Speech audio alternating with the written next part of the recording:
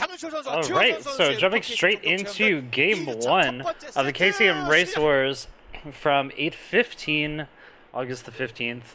Our first game is going to be Snow versus... I forgot to write these things down. It's going to be Snow versus Mind, I believe, or sSak. It's going to be sSak. 222번째 경기가 드디어 시작이 됐습니다. Actually, hold on. You know what? Let me just go ahead and start over. Make sure I have a list of the players. I usually do this before the show, but I forgot this time around, and that really does matter. So let's go ahead and start that over.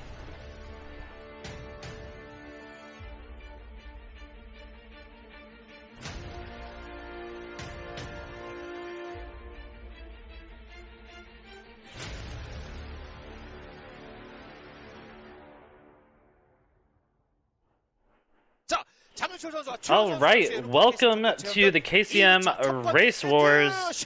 This is from August the 22nd. We're just going to get straight into the game. Very first game is going to be Snow versus sSak on Neo Aztec. This is from Season 4, Week 2, sponsored by Rupeng. Wonderful production so far by KCM. Can't wait to get into this game. So, we're going to be on Neo Aztec for our first game. Neo Aztec, again, a 3-player map, so it creates all kinds of weird scenarios where every time you try to move out, every time you try to attack, you always open yourself up to a counterattack, and that's really going to be one of the bigger things that we're going to see in this particular match. Let me just turn these guys down a little bit in my ear. Turn them up a little bit on stream. There we go. Alright, so we're going to be seeing a lot of that positioning wars going on. Especially in TVP, where Terran always wants to have a very good position. They want to move out in such a way where they can protect their bases while also threatening their opponent's bases. So, basically what we're going to see is sSak is going to be very focused on trying to control this mineral only, well, sorry, it's not a mineral only, but this base out in front of Snow's main. If he can control that base down in the inner 12 o'clock position, he can basically control the flow of movements between Snow's bases, prevent him from reinforcing his natural from other bases, prevent him from reinforcing his third or his fourth base from his main. And that's really going to be the key point on this map, to see how quickly sSak pushes up there. But the other thing to note is that Neo Aztec does have these low ground mains, and that's a pretty big deal, because with low ground mains, you have a lot less control over the top of that ramp, especially as the Terran player early on. Marines are completely horrible against gateway units early on, and you really have to wait for those tanks to get out on time. So I think we actually saw this last week, but a very common typical build is to just go for a gas steal early on, force your opponent into making a lot of Marines, and just go for that early Zealot poke into lots of Dragoons to try to control the top of that ramp. However, it seems like Snow is actually going to be going for a little bit more of an economic build this time around. A little bit strange to see, because most Protosses favor trying to get control of that high ground early on. It does delay your tech and your expansion pretty significantly, but it also can lead to an outright win if you can prevent the Terran player from ever actually breaking out of their base. It really just depends on how you want to play this matchup out. sSak, fortunately, able to get up his factory without a problem, and he's just going to be making one Marine for now just to scout out. Not too worried about any potential attacks incoming. He's still going to leave the barracks landed for right now, because he still wants to make sure they can make Marines if he needs to. If he can runs out here and scouts out a Zealot, then he'll immediately start at Marine production again. But luckily, So is just going to be going for that first Dragoon into an expansion build. It's going to be fairly standard stuff overall. And I think this is also going to be a normal build for sSak. He's not going to go too crazy. He's not going to go for like a 2-fact build to start things off. But will this SCV actually be able to get? Not quite. The Dragoon gets there just in time. He's going to be able to push away this SCV without any real scouting information. He does actually learn, though, that Snow has one Dragoon, so that's usually a sign saying, well, my opponent skipped a Zealot, he just went for a single Dragoon. This could be either a tech play, or it could just be an expansion, but if you go for a tech play, usually you go for the Zealot first because you need all that gas for something else. In any case, I think he's going to be pretty comfortable with this opening, now scouting out with the first Vulture instead. Is he going to be able to catch this probe out of position? Not quite, doesn't quite snipe the probe, but he's in a pretty good spot to go ahead and deny information. And we see the starport going down, so we are going to be having a drop incoming. So this is probably going to be a very quick Vulture drop, basically allow him to get some free damage in his opponent's bane, also get some free scouting. But luckily, Snow is really on top of his tech. He actually teched up straight to the robotics facility off of only one Dragoon, and this one Dragoon is basically holding line versus everything. If sSak had actually known that there were no more Dragoons out on the map, he definitely could have run in there with that one Vulture and gotten a ton of damage. Luckily, Snow's greed is paying off, so he's going to be able to get a lot of tech up very early, be able to deal with this potential push as it comes in. So this is really nicely played by Snow overall. So doing a really good job so far, and the second gateway coming up as well that will just allow him to reinforce a little bit quicker. And a couple spider mines just being laid down to eliminate any sort of pathways that might come into his base, might be dangerous. And these 4 Marines are probably just going to come back and hang out in a bunker while this drop goes off. So good stuff overall. This probe is actually scouting up towards the top side of the map. Maybe he might be putting down a pylon up in that top left base. That would be really beneficial for him to scout for potential drops and drop play that might be incoming. But here is the first dropship now. Will it actually get into the main? Will it do a ton of damage? We'll have to see. Meanwhile, we also have a couple of Marines pushing out at the front at the same time. Looks like this is going to be a dual-pronged attack. And wow, Snow just amazingly in position with all of these units. He's going to be able to scout out this drop right away and even finds it yet again.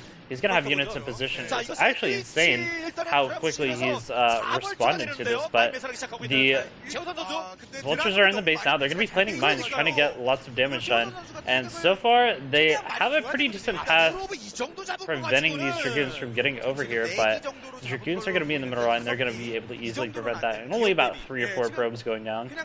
Not really the sort of damage you really want from this heavy of an investment.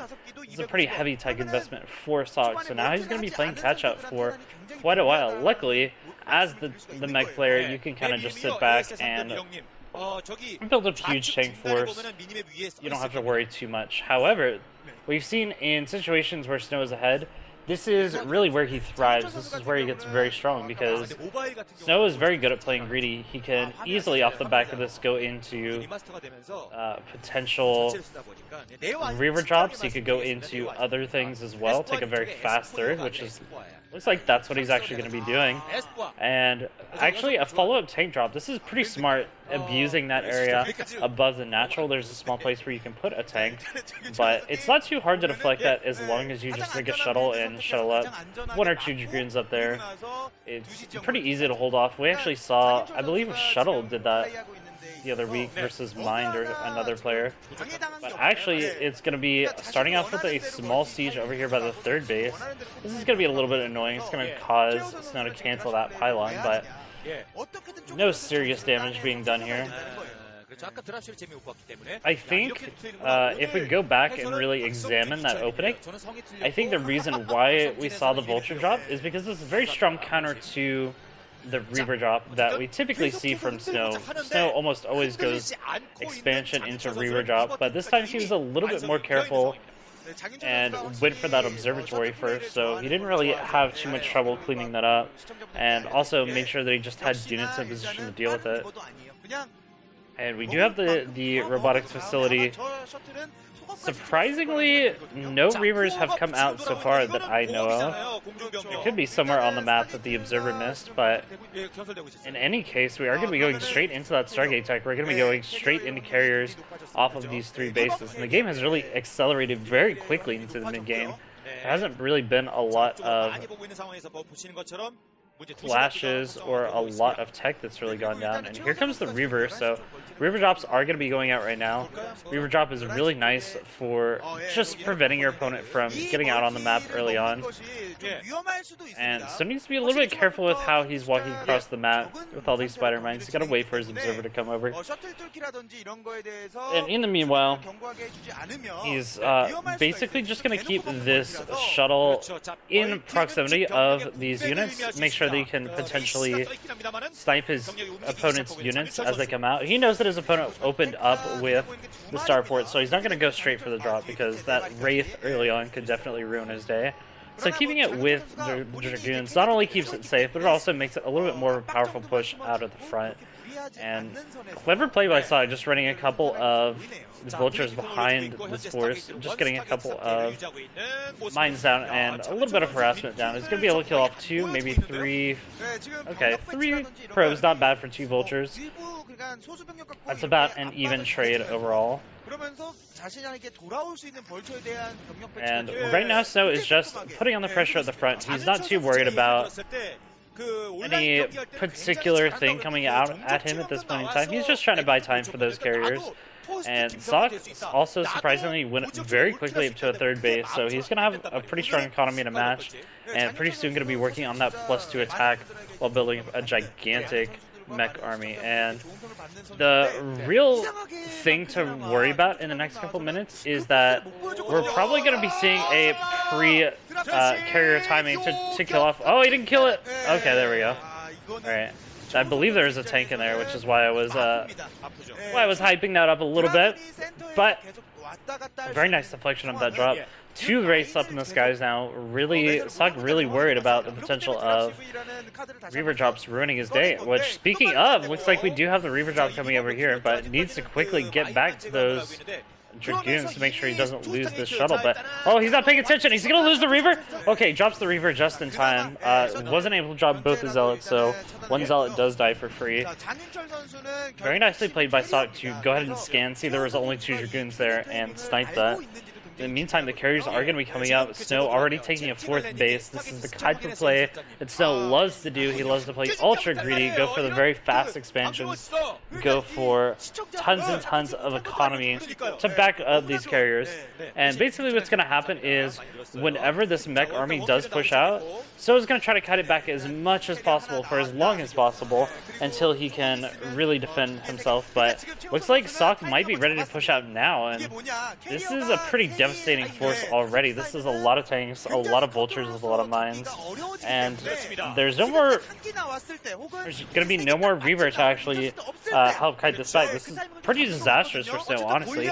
He's going to have to rely entirely on Dragoons to kite this back, and that's pretty scary. But actually, sSak stopping in the middle of the map. Is he going to wait to actually push out? He killed the Reaver. This should be go time for him, but maybe he's a little bit worried about that counterattack we talked about. In any case, it looks like he is going to be starting to push across the map now. He's adding on even more factories, and this is a ton of factories without machine shops, so he's prepared for the Stargate tech. He's prepared for the carriers. It's obvious that he had already scouted this out, had already scanned the Stargates. He's going to be adding on a lot of Goliaths behind this push. These initial vultures are all that he really needs to go ahead and push back the ground army and start laying down a whole bunch of mines. But surprisingly, going for the lower area, like I said earlier, I think the bigger part would be able to control that expansion up north, just slightly south of Snow's main. But instead, he's actually just going to push over here to the 4th base and get some free damage in on these probes, maybe snipe this Nexus. And there's not a lot that Snow can do, but he is going to try to go for a counter Reaver drop. And there's no response from sSak. He's going to lose a couple of SCVs, a couple more, and still no response. He's just not seeing this. And oh, that's a huge hit. Huge damage from Snow so far. So even though he's losing this 4th base, he did pretty crippling damage to sSak's economy. And now he's just going to be lifting this up and bringing it back, but he's got to be careful of getting sniped by those wraiths. Where are the wraiths from sSak? He just left them at home, but he looks like this is going to be a suicide mission for this Reaver. How many SCVs is he going to be able to get? Looks like not many, but oh, there goes the shuttle. It's going to be going down. But it did buy him just enough time to get the Reavers, or sorry, to get the carriers that he needed up. Carriers are still a little bit low on interceptors, so not in the greatest shape, but they are going to be able to kill off one of the wraiths and the science hustle. So this is pretty nice for Snow. However, he still is pretty low on economy. Normally he likes to be on about 4 bases, but luckily he does have that 3rd base still up. He's got the carrier count, and he did a pretty decent chunk of damage to his opponent's economy. So this is a pretty good spot overall for Snow. But his opponent already took a 4th base down there in the lower left-hand corner. So this could definitely ramp back up in favor of sSak if he keeps up his macro, if he keeps up the pressure in the middle of the map without taking too much counter damage. That Reaver drop was actually really brilliant because it's one of those things you don't expect as a Terran player. Like, I have wraiths, I know my opponent's not going to be going for a follow-up Reaver drop, but that's not the case here. Snow actually doing a fantastic job, already maxed out. So he's going to be able to crush this force coming out pretty soon with his carrier gateway army. Lots of vultures coming down here, just scouting out these lower bases, trying to make sure nothing's going down. And in the meantime, it looks like sSak is already preparing to take this upper left-hand base while Snow retakes his 4th. So far, this has actually been a pretty strong position from sSak. sSak kind of taking the... Oh! Watch the carriers! Watch the carriers! Oh, one of those carriers goes down for absolutely free. And what I was saying, this is actually a very strong position for sSak because he's able to, instead of the traditional mech push where you kind of push into the natural the 3rd and cut off reinforcements, try to go for 2 bases. And basically, sSak has decided it's fine if you get 3 bases, I'm just going to prevent you from ever taking any more than that. And you're slowly going to starve out. And that's such a smart idea because it protects him from a lot of counterattacks and it protects him from the potential of just dying. But we do see a huge attack coming in right now. Is Snow going to be able to crush this force? He's microing pretty well with the carriers so far. And because this composition is largely glide, the Zealots are going to be able to get right on top of the tanks and kill all of them off, and this is a wonderful position for Snow. He's lost a lot of interceptors, but he's reset the tank count, and this has been absolutely fantastic for him, up now by 40 supply. It's going to be in fantastic position. Unless he loses a lot of carriers, he needs to be careful about keeping those carriers alive. Overall, that was a really great engagement for Snow. He did a fantastic job of whittling away his opponent's tanks and slowly getting the economy back in his favor. However, he really needs to saturate that 4th base and start looking at getting a 5th base behind this as well. He's going for a small counterattack into the space down here. This is pretty interesting. Not normally something that we see, but it's going to allow him to get a lot of SCV damage, maybe even focus down the CC if he wants. He's got the high ground, so it's going to be a little bit hard to break up here, but once the tanks are sieged up, it's going to be pretty easy to walk up that ramp. And behind this, there is the 4th base finally saturated, and that's going to be getting up. And Carrier's just kind of sharking around the map, looking for some damage that they can possibly do, maybe clear up a couple mines. Overall, Snow's in a pretty good spot, but he does have to worry about getting more economy up pretty soon. sSak's economy has basically just been bursting at the seams, even taking an expansion down in the lower right-hand corner as well. So it's the economy wars are gonna go a little bit in favor of sSak in the next couple minutes if Snow isn't able to establish a 4th base. But with these carriers now out on the offensive and in a critical mess, it's going to be much easier for Snow to go on the offensive. He's got very nice positioning up on top of this ridge. He's going to be able to snipe a couple of tanks for free. That's basically just going to free up his gateway units to do whatever, but he really needs to be careful about these carriers, make sure he micros them really well. Otherwise, that could definitely be a huge issue for him going forward. But all of the tanks down yet again, and sSak is just trying to find a foothold still, even though he had this very strong economy, even though he had a very superior economy, he was not able to actually get those spider mines out in front of his tanks. And ever since that one big fight, everything has just been going Snow's way. He's going to be going for yet another counterattack down here in this lower left-hand base, while just keeping control of the center of the map. And that's really smart because, again, like I talked about, 3-player maps, every time you push out, you always leave yourself open to a potential counterattack. So this is a very smart way of playing the game, just sending out a couple of units to harass that base, not sending all of his units, not sending his entire army, keeping them in a central part of the map, keeping that central map positioning so that he can prevent any sort of attacks coming into his main or his natural. However, unfortunately, he does have his third completely mined out already, so that's going to be pretty rough for him. Still no 5th base up. However, we have to look at sSak right now. sSak is in a pretty dire position. He's got almost no tanks. His entire army is almost entirely made out of Goliaths. And you know what beats Goliaths? Literally anything on the ground. Goliaths are horrible ground versus ground units. So just having a lot of Zealots, having a lot of Dragoons is easily going to be able to completely annihilate this force. But the economy still is the big selling point of this game. Luckily, 5th base does go down and force Snow down in that bottom left-hand, or the bottom right-hand corner. And whatever happened to sSak's CC down there, it's like he just hasn't really even bothered to land it or mine for it. Maybe he just hasn't had the time. It's a little bit weird, but right now Snow is content to just trade minerals for gas. That is the name of the game with these carriers. Trading interceptors for Goliaths, trading interceptors for tanks. It's not really a big deal for him because the longer the game goes, he'll be able to whittle down the gas count and prevent his opponent from really being able to reinforce with all of these gas heavy units needed to counter gateway units.